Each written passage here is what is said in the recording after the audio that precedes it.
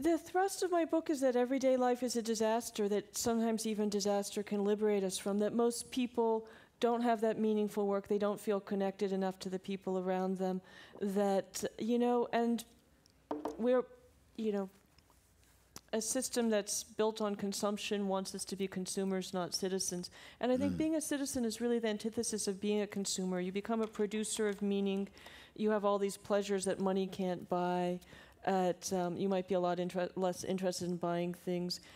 You may, with the collective power of civil society, make some radical changes and in your society, which is part of why the aftermath of disaster in any moment when people congregate as civil society is quite intimidating or even terrifying to the business elites and et cetera. Economic privatization is impossible without the privatization of desire and imagination that tells us we're not our brother's keeper. I think the American system, almost uniquely in the developed world, and maybe in the world, is devoted to the idea of the individual as freestanding, solitary, separate, independent. And independent is such a strong word in this country, starting with the Declaration of Independence, that often means that is taken to mean the opposite of interdependent.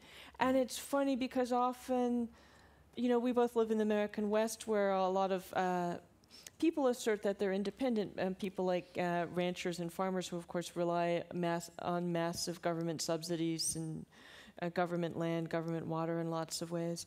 But, but I think it's also, there's an emotional withdrawal where you don't recognize that we live in a system together, that it's cooperation that makes it possible to even walk or drive down the street, that every day enormous cooperation is going on, that even though we think capitalism itself is based on competition, it's the cooperation within those firms as well as the competition between them that defines it.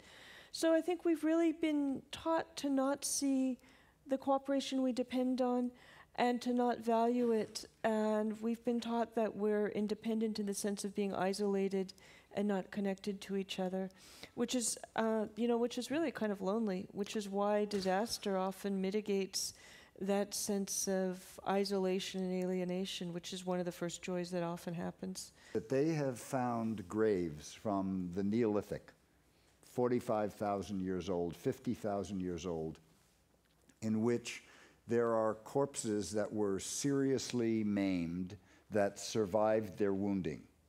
And they were people that were obviously incapacitated in tribal settings, that they could no longer hunt, they could no longer gather, and that they could only have survived these wounds by the cooperative care of their tribal group. And in these graves also there are many admixtures of pollens that demonstrate that they were lavished with flowers and semi-precious stones and things like that.